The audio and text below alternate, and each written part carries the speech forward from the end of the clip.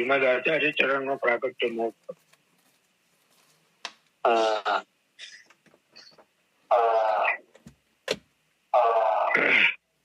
1735 અને 2081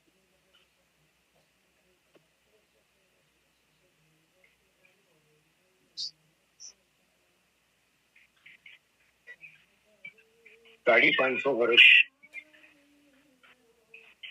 થઈ ગયા.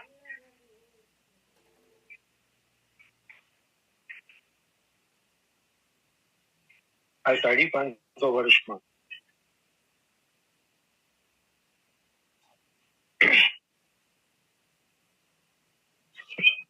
હું મારી જાત સાથે સંવાદ કરું છું, કોઈને નથી કહેતો. હું મારી જાતને પૂછું છું,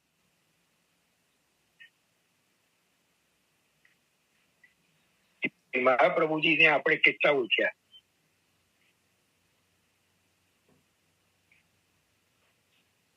કેટલા ઓળખ્યા અને કેવા ઓળખ્યા?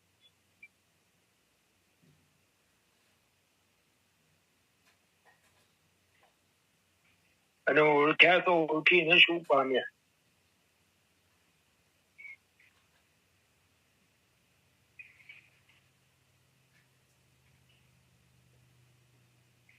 ઉત્સવ સતીશ કાકા અવશ્ય મનાવવા જોઈએ. હા બોલો. મને બોલો બોલો. સરકારશ્રીના અને વતનામૃત યાદ આવી છે. અત્યારે તમે જે રીતે કીધું ને, મહાપ્રભુજીને માનવું છે પણ મહાપ્રભુજીનું માનવું નથી. મહાપ્રભુજીને માનીએ છીએ, મહાપ્રભુજીના નથી માનવું. મહાપ્રભુજીનું નથી માનતા. નથી માનતા એનું એક મુદ્દાનું કારણ એ છે કે મહાપ્રભુજી શું કહે છે એ જ ખબર નથી. ખબર હોય તો માનવાનો પ્રશ્ન ઉભો થાય. ઉત્સવ મનાવવા, આચાર્યોના પ્રાગટ્યના ઉત્સવ મનાવવા એ અવશ્ય જરૂરી છે, મનાવવા જ જોઈએ. પણ એ ઉત્સવનું સ્વરૂપ શું?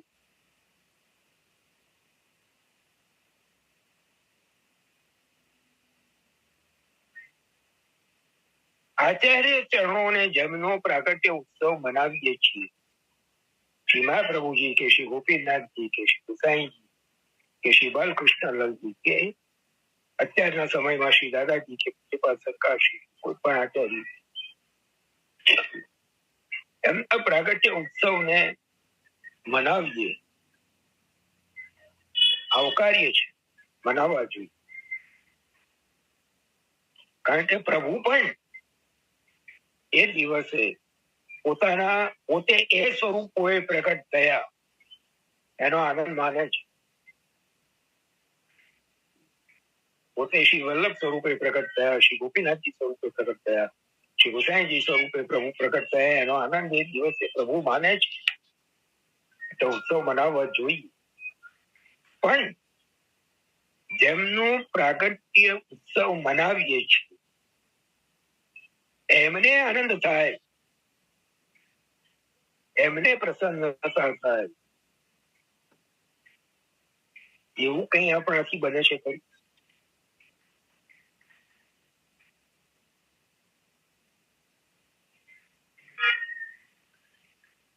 બાહ્ય ઉપચારો ઉત્સવને મનાવવાના, એમાં જ આપણી ઉત્સવની વ્યાખ્યા સીમિત થઈ ગઈ. કોઈ ઠેકાણે આખા ખારા રણમાં મીઠી ફેરવી જેવા કોઈક 2-4 ઠેકાણા છે સંપ્રદાય કે જ્યાં જે તે આચાર્ય મહાનુભાવોના પ્રાગટ્ય ઉત્સવે એમના ગ્રંથોનો સ્વાધ્યાય થાય,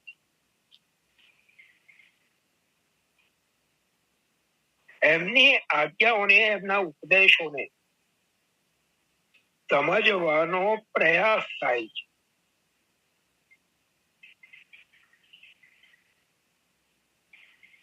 અને એ જો કરીએ તો હું તો એવું સમજુ છું કે રોજ ઉત્સવ છે. કારણ કે આ પણ પ્રક્રિયા કેવળ ઉત્સવ પૂરતી નહીં, આ તો સતત હોવી જોઈએ. દેવાયામ વા કથાયામ વા, મહાપ્રભુજીની તો સ્પષ્ટ આજ્ઞા છે. ખ્રિસ્તીઓની જેમ કે બીજા ધર્મોની જેમ વર્ષમાં એક જ વાર ઉત્સવ આવે, મનાવી લીધો, પછી આખું વર્ષ છૂટા, એ પ્રકાર, એ સ્વરૂપ આપણા ઉત્સવોનું નથી. કેમ એવું કહેવામાં આવ્યું? નંદ મહારે ગૃહ સદા બધાય. તેવા પ્રકારમાં તો નિત્ય ઉત્સવ છે.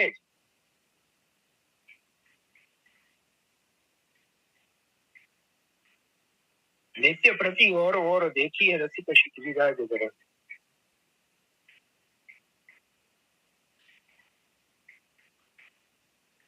તો એ જ રીતે અનવસરમાં કેમ જેમ સેવા પ્રકારમાં પ્રભુના સન્મુખ પ્રભુને સુખ થાય એ માટે રોજ કંઈક ને કંઈક નૂતન અંગીકાર કરાવવાનો ભાવ રાખીએ છીએ, તો સેવા ક્રમ પછી અનવસરમાં પણ જેમની કૃપાથી પ્રભુ આપણને પ્રાપ્ત થયા છે, એમને પ્રસન્નતા થાય એના માટે કેમ કંઈક નિત્ય નૂતન કોઈ ગ્રંથનો અભિગમ, સ્વાધ્યાય કેમ ના કરી શકે? જે આચાર્ય ચરણને તો બીજું કઈ નહીં કરીએ, અથવા સર્વદા શાસ્ત્રમ શ્રી ભાગવત માધરા, આપશ્રીની ભાગવત પ્રત્યે જે અદ્ભુત પ્રીતિ છે, અને આપશ્રી એક નિબંધમાં ઘણા બધા ઠેકાણે શ્રી ભાગવતના સ્વાધ્યાય ઉપર ભાર મૂકતો છે, તો એટલું પણ કરીએ. તો હું તો એમ માનું છું કે આપણો રોજ ઉત્સવ છે. કે આચાર્ય ચરણ અત્યંત પ્રસન્નતા થશે. આ મારી સમજ છે. પછી જે બાહ્ય ઉપચારો છે એમાં જેની રુચિ છે એ પછી એમની બુદ્ધિમાં પ્રભુ જેમ પ્રેરે એમ કરે. પણ મારી તો આ સમજ કે ઉત્સવ એક દિવસ માટે શા માટે? અરે આપણે તો સવારે ક્રમની શરૂઆત શ્રી મહાપ્રભુજીના સ્મરણથી કરીએ છીએ ને. શ્રી મહાપ્રભુજીની, શ્રી ગોપીનાથજીની, શ્રી ગુસાઈજીની, શ્રી બાલકૃષ્ણજીની આડીથી હાથ પવિત્ર કરીએ છીએ. તેવા ક્રમની શરૂઆત જ આચાર્ય મહાપ્રભુ ભાવોના સ્મરણથી થાય છે. એટલે શ્રીમદ આચાર્ય ચરણનો પ્રાગટ્ય ઉત્સવ એ દિવસ વિશેષ તરીકે સેવા ક્રમમાં આપણા પ્રભુની સાથે માનીએ,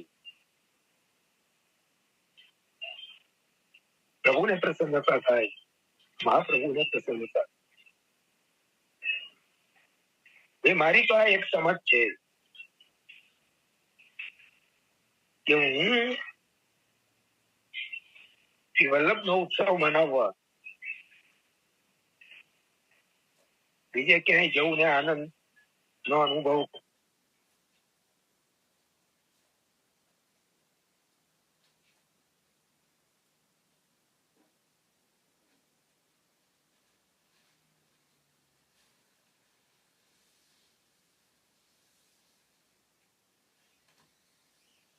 %.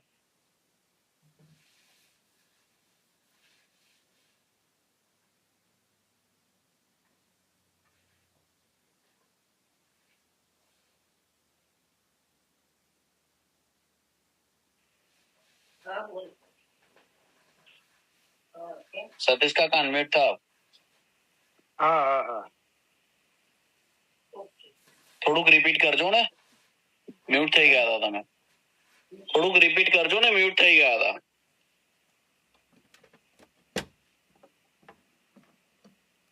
આ વચ્ચે રિંગ આવી ને.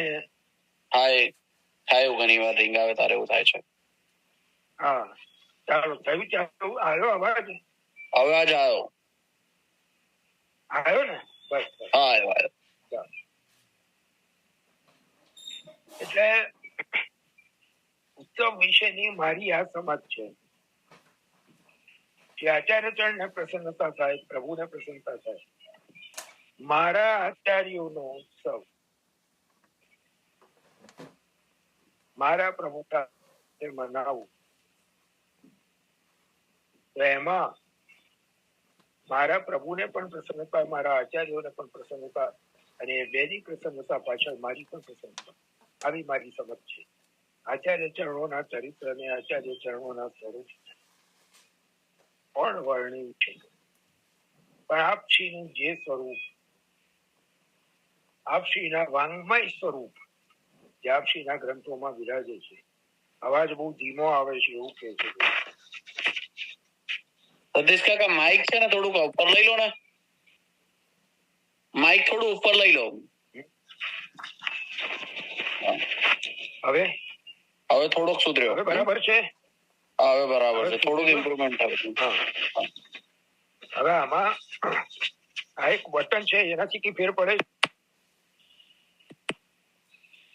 કદાચ એવું બને કે ફોન નો વોલ્યુમ છે ને થોડુંક સ્લો થયો હોય. એકવાર એવું તો જોયું ને, એ ફૂલ વોલ્યુમ છે, એ તો ફૂલ છે ને. હવે બરાબર છે અમિતાબેન? હા બરાબર છે, કરી દો. ચાલો, એટલે આચાર્ય ચરણોના ઉત્સવની જે મારી જે સમજ છે એ આ છે. બાહ્ય વિચારોથી આનંદ મનાવીએ એ એક અલગ વાત છે, પણ મારી સમજ પ્રમાણે આચાર્ય ચરણોને પ્રસન્નતા થાય એવું કંઈક કરીએ. આચાર્ય ચરણોના ગ્રંથોના સ્વાધ્યાયનો કોઈક સંકલ્પ કરીએ ને એને અમલમાં મૂકીએ, એવું કંઈક થાય તો હું એવું માનું છું કે આચાર્ય ચરણોને વધારે પ્રસન્નતા થાય. કારણ કે અત્યારે સૌથી વધારે જરૂર એની છે. ચાલો હવે આગળ ચાલીએ. મધુસૂદનભાઈ શાહે ભૂતકાળમાં અમેરિકામાં એમને ત્યાં પરમ આદરણીય ગોલોકવાસી શ્રી યોગેશભાઈ શાસ્ત્રીજી નો મુકામ હતો, અને એમની સાથે જે વાર્તાલાપ થયેલો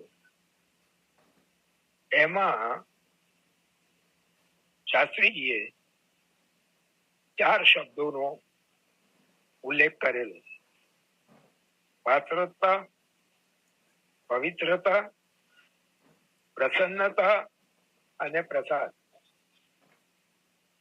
પણ સમયના અભાવે ચર્ચા પૂરી થઈ શકી નહોતી, એના ઉપર ચર્ચા કરવા મધુસૂદનભાઈએ આગ્રહ કર્યો છે. ગયા અઠવાડિયે પણ મેં નિવેદન કર્યું હતું કે શાસ્ત્રીજીએ કયા ભાવથી, કયા સંદર્ભમાં આ શબ્દોનો પ્રયોગ કર્યો હશે, અને એ કઈ દિશામાં આ ચર્ચા કરવા માંગતા હશે, એ સમજવાનું મારું કોઈ સામર્થ્ય નથી. હવે ફરી પાછો ધીમો થઈ ગયો અવાજ. આમાં કઈ ગરબડ છે તો શું છે?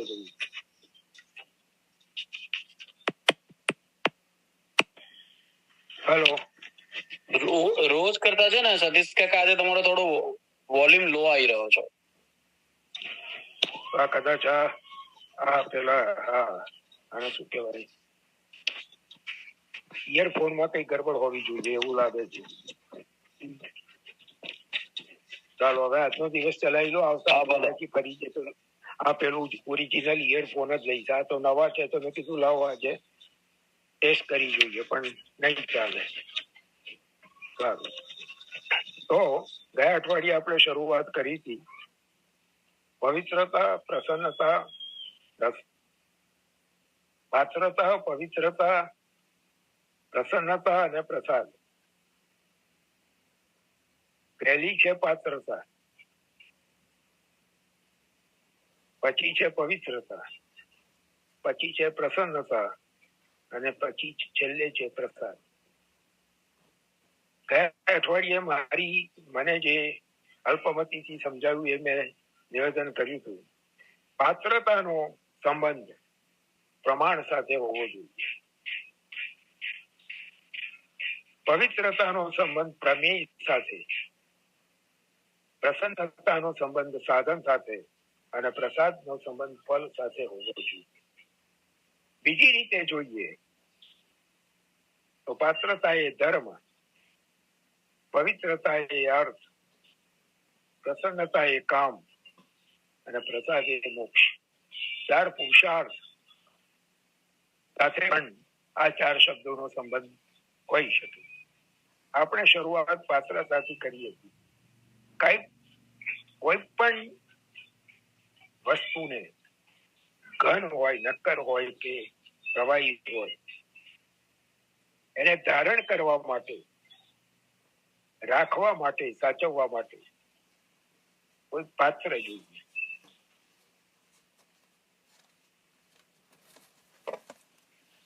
પાત્ર વિના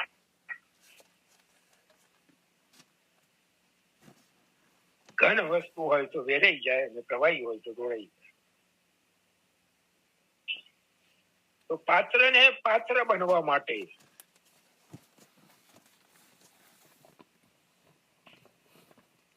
કેટલી મોટી પ્રક્રિયામાંથી પસાર થવું પડે છે. માટીનું પાત્ર હોય તો કેવી રીતે બને છે આપણને ખબર છે. માટીને ગધેડા ઉપર લાવીને પહેલા જ ગધેડે ચડવાનું, ઉભાર પગથી ગુંદે, ઢાંકણે ચડાવીને ગોળ ગોળ ફેરવે, ઘાટ ઘડાય પછી નિભાડામાં આગમાં પકડે અને પછી પણ છેલ્લે ટપલા મારે. આ બધામાંથી પસાર થાય ત્યારે માટીનું પાત્ર બને.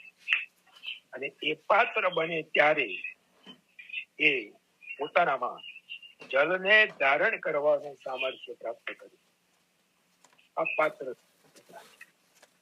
તો આપણા કિસ્સામાં જ્યાં સુધી આપણો સંબંધ છે ત્યાં સુધી આ પાત્રતા માટે આપણે કઈ પ્રક્રિયામાંથી પસાર થવા, આ પાત્રતા આપણને કેવી રીતે પ્રાપ્ત થાય, તો આ પાત્રતા પ્રાપ્ત કરવા પ્રમાણ દ્વારા, અર્થાત આચાર્ય ચરણોના ગ્રંથો દ્વારા એને સમજીને, એને આચરણમાં મૂકીને આપણે પાત્રતા પ્રાપ્ત કરીશું. એટલે પ્રમાણ એ પાત્રતાને સિદ્ધ કરે. અને એને પુરુષાર્થના સંદર્ભમાં જો વિચારીએ તો એ પાત્રતા જયારે પ્રાપ્ત થાય ત્યારે એ ધારણ કરવાની ક્ષમતા પ્રાપ્ત કરે. તો અહીંયા આપણે પાત્રતા પ્રાપ્ત કરી એને ધારણ શું કરવાનું, જે ગોદમાં બિરાજે છે એમને ધારણ કરવાની પાત્રતા એ આપણો ધર્મ. સર્વદા સર્વ ભાવે ન ભજનીયો પ્રજા વસ્ય અયમેવ ધર્મો નાન્યત્વાપી કદાચ. એ ધર્મ, પુરુષાર્થ, ભગવત સેવા એ પાત્રતા મળે ત્યારે આપણે સિદ્ધ કરી શકીએ. આવી કઈક સમાજે પાત્રતા શબ્દની જે સ્ફુરે છે એ આપને આગળ પ્રસ્તુત કરું છું. પછીનું સ્ટેજ આવે પવિત્રતા. પાત્રતા પછી પવિત્રતા, અર્થ, પુરુષાર્થ અને પ્રમેય.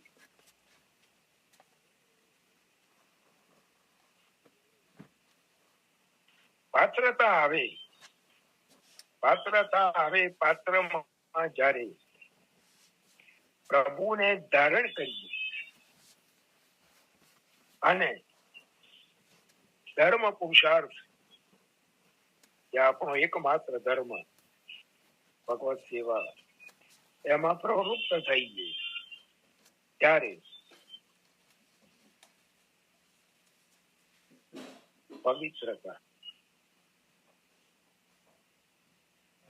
પવિત્રતાનો અર્થ જેમ જેમ પ્રભુ મનમાં પ્રવેશતા જાય,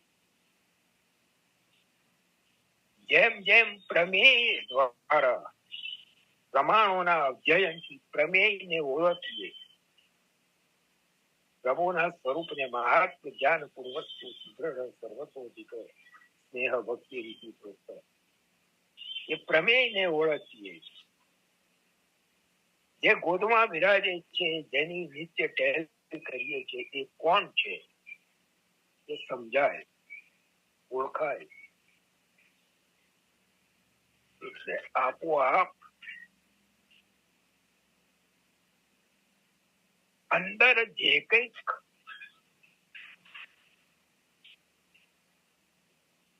અવાંછિત ભરેલું છે અંતઃકરણમાં, એ આપોઆપ દૂર થતું જાય, બહાર નીકળતું જાય અને પ્રભુ ત્યાં પ્રવેશતા જાય.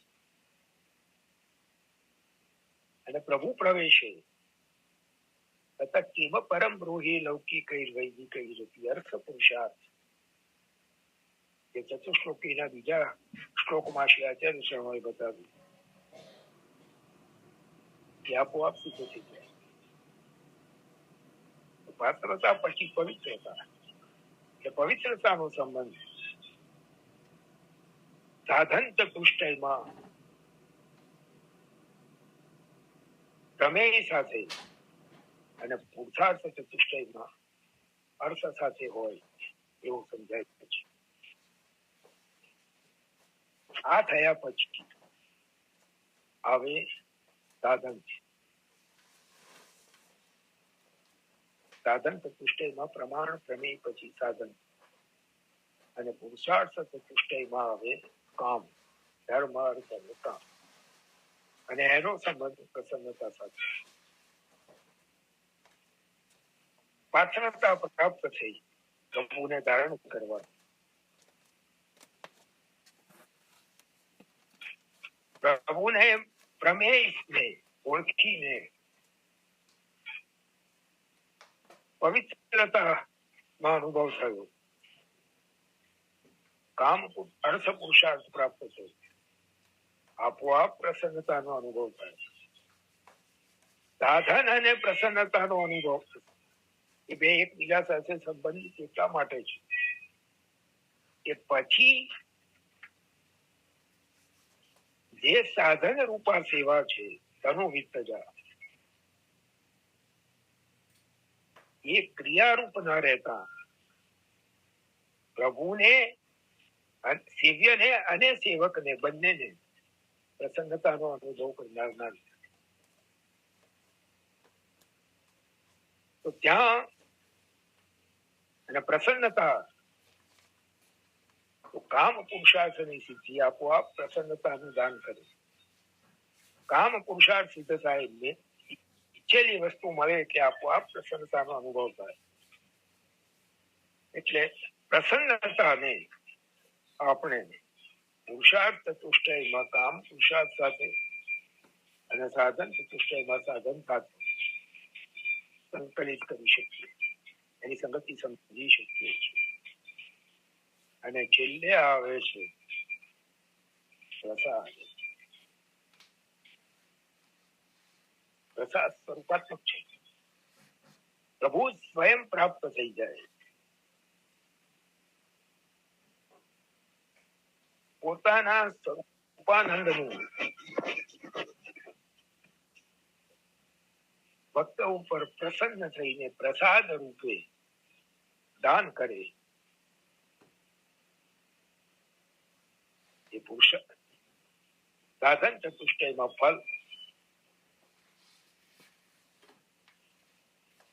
અને પુરુષાર્થ ચતુષ્ટયમાં મોક્ષ. મોક્ષ કૃષ્ણસ્ય ચેત ધ્રુવમ, નિશ્ચિતપણે કૃષ્ણના થઈ ગયા, કૃષ્ણ આપણા થઈ ગયા. બસ એ મોક્ષ, પુષ્ટિ માર્ગનો મોક્ષ. આ પ્રસાદ બહુ પાછો ધીમો થઈ ગયો અવાજ આજે કઈક શું કરવું.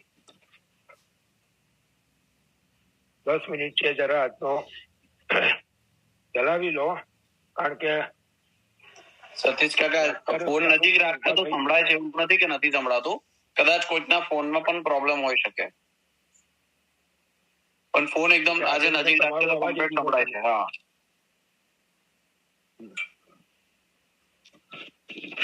હવે આજનો દિવસ ચલાવી લેવું પડશે, કઈક તકલીફ છે એવું લાગે છે.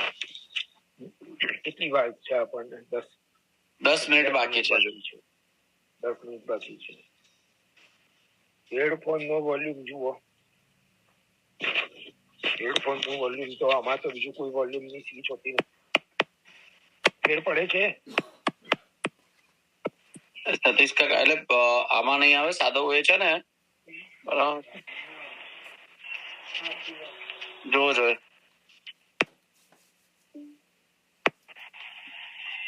બરાબર છે. હા, બરાબર છે. એટલે કદાચ આમાં કઈક પ્રોબ્લેમ હોઈ શકે. આમાં એક નાનું બટન છે, એ બતાવો.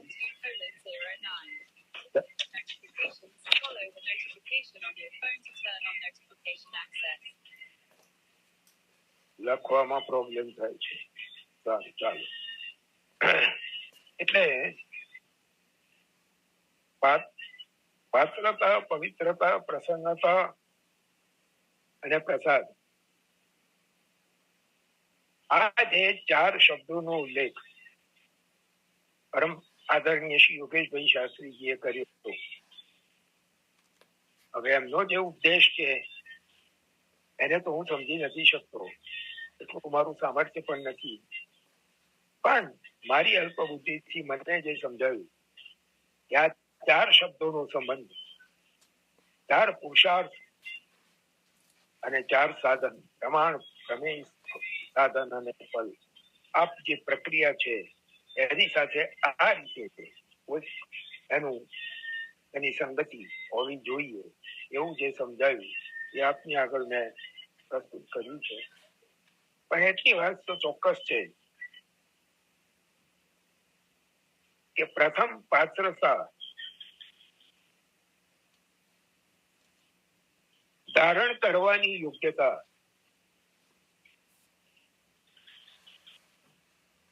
પહેલું પગથિયું.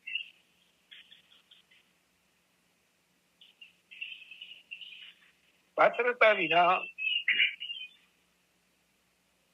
તો આગળની કોઈ પણ પ્રક્રિયા શક્ય જ નથી. જ્યાં સુધી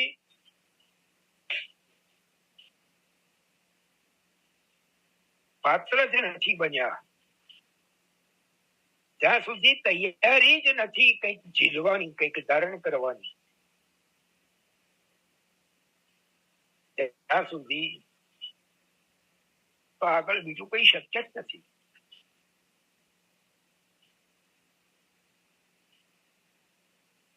એને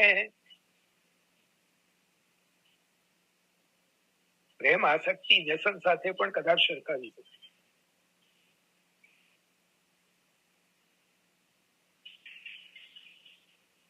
શરૂઆત થાય છે પ્રેમથી, સ્નેહ જાગ્યો, કઈક અંકુર ફૂટ્યા તો એ પાત્રતા આવી પ્રભુના દિવ્ય સ્વરૂપને ધારણ કરવાની, સમજવાની. પછી આવ્યું પવિત્રતા. આસક્તિ જ્યારે થાય બીજું બધું આપોઆપ છૂટી જાય. જ્યારે ને ત્યારે પોતાના પ્રેમાસ્પદમાં જ ચિત્ત લાગ્યું રહે. વારે વારે રહી રહીને, વળી વળીને એ જ યાદ આવ્યા કરે. એ આસક્તિની દશામાં અપવિત્રતા ટકે ક્યાંથી? પછી આવે પ્રસન્નતા, વ્યસન.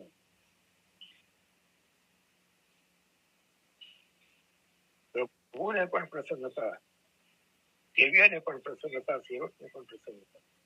જેવી ગજન ધાવનની છે, જેવી રાજા અશ્કરની.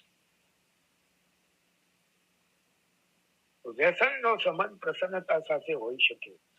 અને છેલ્લે છે પ્રસાદ, એ છે પ્રેમાભક્તિ. શરૂઆતમાં છે પ્રેમ, એ પ્રારંભિક અવસ્થા. અને પછી જે છે સવૈ વૈષ્ણવાનામ પ્રધાન. ભારતીય શાસ્ત્રમાં જે ફલશ્રુતિ સરકારશ્રીએ બતાવી, વૈષ્ણવોમાં પ્રધાન એ પ્રેમાભક્તિ. વ્યસનથી ઉપર ફલ, જે પંચાધ્યાયીમાં ગોપીજનોને પ્રાપ્ત થયું. જો પ્રસાદ ઉनको भयो, હરિ પરિરંભણ બાહુ પસારી. આ પ્રસાદ એ ફલ. તો પાત્રતા, પવિત્રતા, પ્રસન્નતા અને પ્રસાદ, આ ચારેયનો સંબંધ પ્રમાણ, પ્રમેય, સાધન અને ફલ સાથે વિચારી શકાય છે. ધર્મ, અર્થ, કામ અને મોક્ષ સાથે વિચારી શકાય છે. અને પ્રેમ, આસક્તિ, વ્યસન અને ફલાવસ્થા, તન્મયતાની અવસ્થા, એની સાથે પણ એનો સંબંધ વિચારી શકાય છે. આ જે મારી અલ્પ બુદ્ધિથી જે સમજાયું એ આપને આગળ પ્રસ્તુત કર્યું છે. વ્યસન અને ફલાવસ્થા. વ્યસનની ઉપર છે ફલાવસ્થા, વ્યસનની ઉપર ફલાવસ્થા છે. અને એટલા માટે શ્રી ભાગવતના દશમ સ્કંદના તામસ પ્રકરણમાં તામસ પ્રમાણ, તામસ પ્રમેય,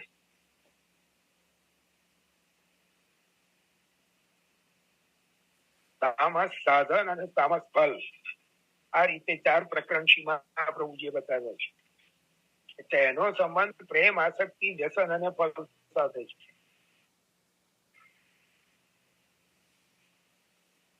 વ્યસનની ઉપરની ફલાવસ્થા જે નિર્ગુણ અવસ્થા છે, જ્યાં પ્રભુ સન્મુખ બિરાજતા હોય કે ના હોય,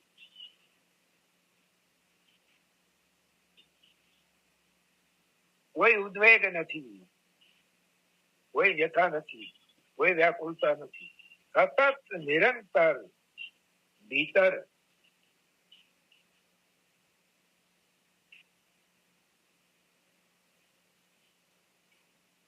ભીતર એને બસ એક શાંત સમુદ્રની જેમ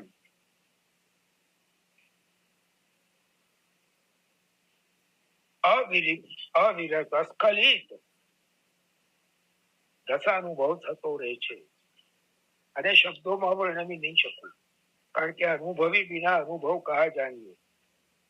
તો જે બિરલાઓમાં એક જ છે, અમારું પદ ન પામ્યું કોઈ કોટી લાખ અમારું.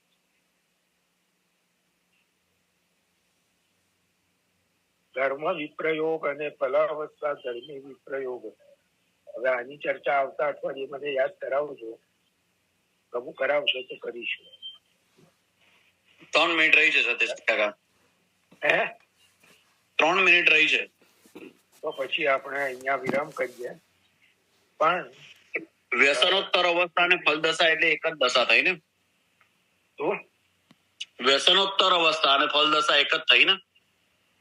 ના, વ્યસનની ઉપર. હા,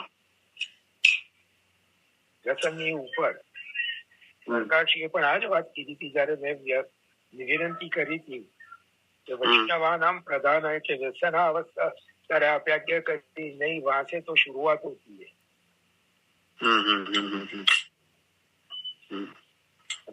એટલે એની ઉપર છે.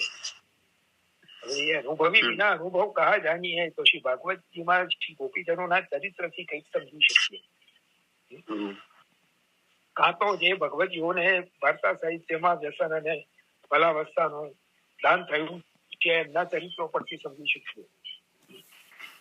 અને શ્રી ગોપીજનોની જે અવસ્થા એને સુબોધિનીજીમાં શ્રી મહાપ્રભુજીએ જે રીતે સમજાવી છે, પ્રગટ કરી છે અને રહસ્યો ખોલ્યા છે એના પરથી સમજી શકીએ.